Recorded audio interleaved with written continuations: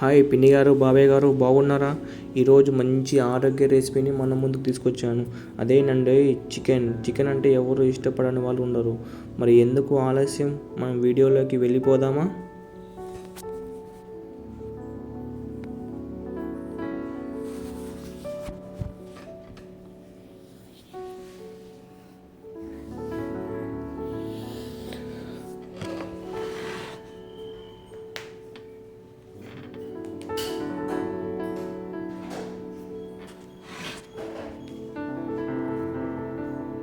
ముందుగా చికెన్ ఒక బౌల్లో తీసుకొని వాటర్ పోసి బాగా నీట్గా శుభ్రంగా కడగాలి.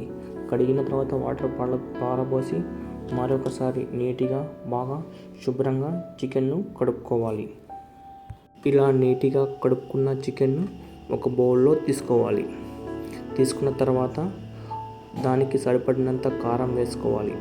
కారం వేసుకున్నాక కొద్దిగా కారంతో పాటు ఉప్పు వెంటనే కలిపేసుకోవాలి.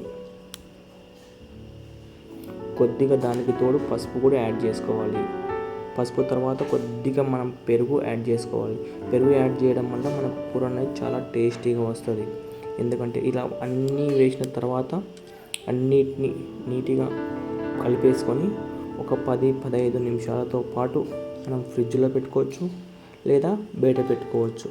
కానీ ఒక 10 ఇవన్నీ అంటే ఈ 10-15 నిమిషాల పాటు పెట్టడం వల్ల ఏమవుతుందంటే కారం, ఉప్పు, మసాలా అనేది చికెన్కు బాగా అంటుకుంటుంది. అంటే ముక్క అనేది గట్టిగా ఉంటుందన్నమాట.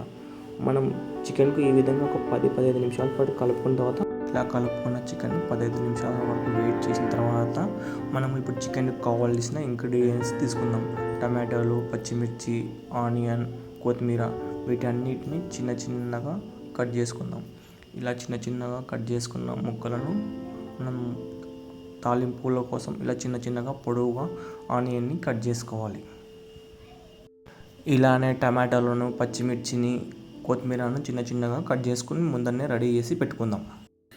ఇలా కట్ చేసి పెట్టుకున్న వాటిని మనం గ్యాస్పై పెట్టిన బౌల్లో అన్నిటిని ఆనియన్ని, పచ్చిమిర్చిని, కొద్దిగా ఎండుమిర్చిని యాడ్ చేసుకొని దానికి తోడుగా కొద్దిగా కరివేపాకు వేసుకోవాలి. కరివేపాకు వేసుకొని బాగా అటు ఇటు బాగా కలపాలి.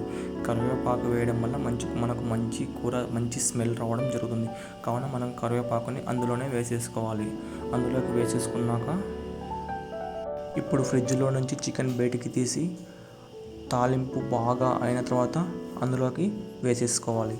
అందులోకి వేసుకున్న తర్వాత ఒక స్పూన్ తీసుకొని అంతా కలిసే విధంగా బాగా నిదానంగా స్లోగా బాగా కలుపుకోవాలి.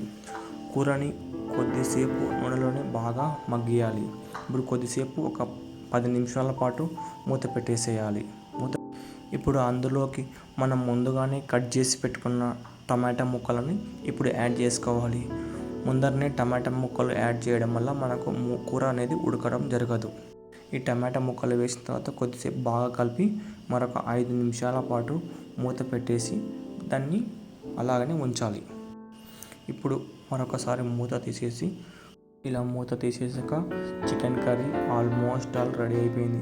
చూసారండి చికెన్ కర్రీ ఎంత అద్భుతంగా ఎంత టేస్టీగా ఉందో, చూస్తుంటేనే నోరూరిస్తుంది. ఇప్పుడు చికెన్కు ఇందులోకి లాస్ట్లో కొద్దిగా టేస్ట్ కోసం చికెన్ మసాలా యాడ్ చేసుకోవాలి. చికెన్ కర్రీ రెడీ అయిపోయింది. చూసారండి, దానిపై కొద్దిగా కొత్తిమీర వేసుకుంటే చికెన్ కర్రీ ఎంత అద్భుతంగా అమృతంలా అంత మంచిగా ఉందండి. ఆయిల్ అంతా కూడా ఇలా పైకి తేలి చూస్తుంటే ఎంత యమ్మీగా ఉందో కదండి. అలాగే స్మెల్ కూడా చాలా బాగా వస్తుందండి. చికెన్ కర్రీ వేడి అన్నంలో తింటుంటే చాలా అద్భుతంగా ఉంటుందండి. దానితో పాటు రోటీ, చపాతీ, పరోటాతో పాటు తింటే కూడా చాలా అద్భుతంగా ఉంటుంది. ఎందుకంటే చికెన్ మనం అంత ఫ్రైగా కర్రీగా రెండు కలిసే విధంగా బాగా తయారు చేసాం. ఈ చికెన్ కర్రీ అనేది భారతీయ వంటకాల్లో చాలా ప్రసిద్ధిగాంచిన వంటకం అండి. ఎందుకంటే ఇది ఎంతో టేస్టీగా సువాసనను కలిగి ఉంటుంది. ఓకే అండి, బాబాయ్ గారు, పిన్ని గారు, చికెన్ కర్రీ రెడీ అయిపోయింది. వీడియో మీకు బాగా నచ్చినట్టయితే లైక్ చేయండి, షేర్ చేయండి, సబ్స్క్రైబ్ మాత్రం చేయడం మర్చిపోకండి. మరిన్ని వీడియోల కోసం మన ఛానల్ని సబ్స్క్రైబ్ చేయండి. ఓకే పిన్ని గారు, బాబాయ్ గారు, బాయ్.